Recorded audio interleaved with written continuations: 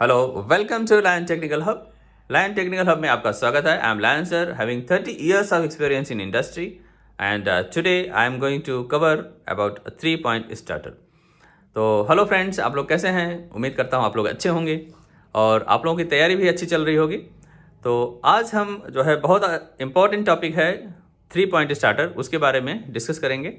और जैसा कि आप लोग जानते हैं, ये 3-point स्टार्टर जो है डीसी मोटर्स में यूज़ होती है और स्पेशली शंट मोटर और कंपाउंड मोटर के लिए हम यूज़ करते हैं, राइट। तो 3-point स्टार्टर, अभी हम जो है इसके मेन कंपोनेंट के बारे में आपको बता देता हूँ। जैसा कि आप देख रहे हैं, यहाँ पर एक जो है ये स्विच लगाया हुआ है और यहाँ पर आपको मिलेगा एक आर्म जो कि स्प्रिंग लोडेड होगा, यानी कि जब आपको ये सप्लाई चली जाती है तो यहाँ से ये स्प्रिंग टेंशन की वजह से रिलीज़ होकर के जीरो पोजीशन में आ जाए। और आपको यहाँ पर एक मिलेगा, आपका यहाँ होल्ड कॉयल है, या आप बोल सकते हैं इसको नो वोल्ट रिलीज कॉयल, या इसका नाम है लो वोल्ट रिलीज कॉयल भी इसको हम बोलते हैं, राइट। और आप देखेंगे कि यहाँ पर जो है फील्ड है, ये रियोस्टेट के थ्रू कनेक्टेड है, जो हम यहाँ से कंट्रोल कर सकते हैं रियोस्टेट को। और ये शंट फील्ड है जो कि पैरेलल में कनेक्टेड है। आप देखेंगे कि यहाँ से सप्लाई जो है डायरेक्ट इसको मिलती है और टोटल जो है इसको इनिशियली फुल वोल्टेज मिलती है, यानी कि मैक्सिमम एक्साइटेशन रहता है।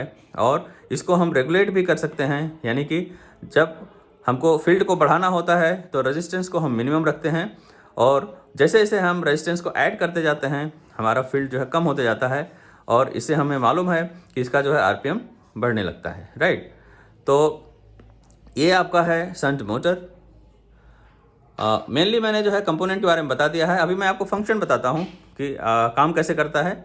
यानी कि यहाँ पर डीसी सप्लाई को जब आप ऑन करेंगे तो आपका पॉजिटिव सप्लाई थ्रू जो है ओवरलोड कॉयल होते हुए, ओवरलोड कॉयल से होते हुए आपको जो स्प्रिंग लोडेड आर्म है इसको मिलता है, और इसको स्लोली जब आप 1 2 3 4 5 6 7 8 9 पोजीशन पर ले आते हैं और 10 पोजीशन में ये पूरा जो है रेजिस्टेंस बाईपास हो जाता है। तो आप देखेंगे जैसे 1 पोजीशन पे आता है तो आपको यहाँ पर फील्ड के लिए सप्लाई जो है आप यहाँ से जो है होल्ड ऑन कॉयल होते हुए और इमीडिएटली आपको शंट फील्ड में मिल जाती है। और आप देखेंगे कि जो आर्मेचर की सप्लाई है, आर्मेचर की सप्लाई ये जो है 1 पोजीशन पे लाने के बाद आप देखेंगे कि सारे रेजिस्टेंस जो है सीरीज में होंगे और उसके जो है आर्मेचर को सप्लाई मिलेगी, यानी कि स्टार्टिंग करंट जो है आपका मिनिमम होगा, क्योंकि मैक्सिमम रेजिस्टेंस जो है सर्किट में है। और करंट आपका आप निकालेंगे तो ये आपका हो जाएगा, स्टार्टिंग करंट हो जाएगा आपका, starting current I will be equal to जो टोटल वोल्टेज है उसको आप डिवाइड कर दीजिए आर ए, यानी कि ये जो आर्मेचर का जो है रेजिस्टेंस प्लस आपका हो जाएगा ये जो सीरीज रेजिस्टेंस है, इसको आप आर एस के नाम से भी बोल सकते हैं। तो V by R A plus R S करेंगे तो आपको स्टार्टिंग करंट मिल जाएगा, राइट।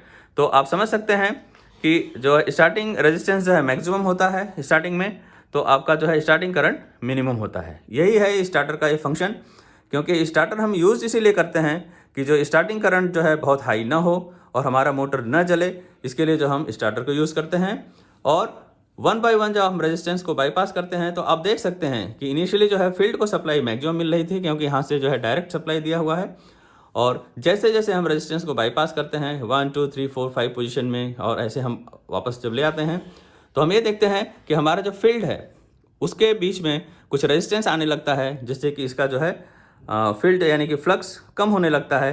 तो फ्लक्स कम होने से क्या है कि हमारा जो आरपीएम बढ़ता है यानी मोटर का, तो हमें दोनों इफेक्ट मिल जाता है। एक तो आपको जो है स्टार्टिंग रेजिस्टेंस जो है आर्मेचर जो सीरीज में आने से हमें स्टार्टिंग करंट कम मिलता है, और जैसे जैसे ग्रेजुअली हम रेजिस्टेंस को बाईपास करते हैं तो हम ये देखते हैं कि हमारा जो है मोटर की स्पीड भी बढ़ने लगती है और करंट भी लिमिट में होता है।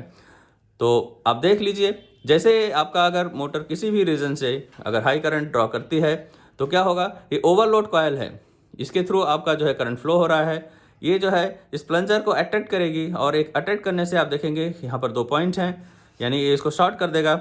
यानी कि in term of shorting this contact you will get E coil. E coil is basically your hold on coil, आप इसको बोल सकते हैं कि लो वोल्टेज रिलीज कॉयल, या इसको आप नो वोल्ट कॉयल के नाम से भी बोल सकते हैं। ये क्या होगा कि बाईपास हो जाएगा और ये जो आर्म को जो है होल्ड करके रखा था यहाँ पर, इसको रिलीज कर देगा।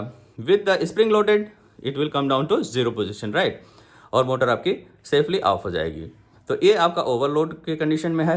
और जैसे ही सप्लाई चली जाती है और आपका जो है मोटर का जो है लास्ट पोजीशन में था, पूरा रेजिस्टेंस बाईपास था, उस समय भी आपका जो है ये 9 वोल्ट रिलीज कॉइल जो है कि स्प्रिंग लोडेड जो आर्म है इसको रिलीज़ कर देगा और आपका ये 0 पोजीशन में आ जाएगा, यानी कि मोटर सेफली ऑफ हो जाएगी।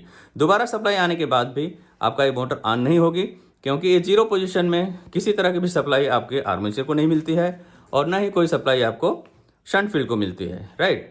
तो इसलिए जो है ये सेफ्टी इसमें दिया हुआ है। और आप देख सकते हैं इसमें ए, बी और सी ये जो पॉइंट है, ए से आपके यहाँ से पॉजिटिव सप्लाई जा रही है और ये थ्रू रेजिस्टेंस होते हुए आर्मेचर को यहाँ सी से मिल रही है और फील्ड को आपको बी से मिल रही है और ये वापस रिटर्न लाइन आपको निगेटिव से होते हुए कंप्लीट हो जा रही है और आपकी मोटर चलने लगती है। तो ये नॉर्मल कंडीशंस है इसका ऑपरेशन का। मैं उम्मीद करता हूँ कि आप लोगों के समझ में आ गया होगा। सारे कंपोनेंट मैंने जो है मेंशन कर दिया है।